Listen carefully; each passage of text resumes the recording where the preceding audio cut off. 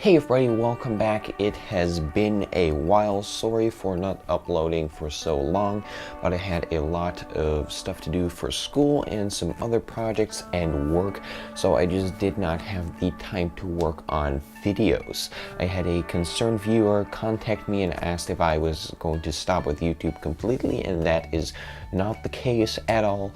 And to make up for the lack of videos lately, I will upload all of the episodes that you guys have missed on Monday, so that everything will be right on track and that you guys won't miss any videos. Another thing you might have noticed already is that ActionVFX cut their prices in half, and this means that a lot of their stock footage becomes way more accessible because it becomes way cheaper. You can now, for example, get the 42 gunshots pack for only $25, so that is very great.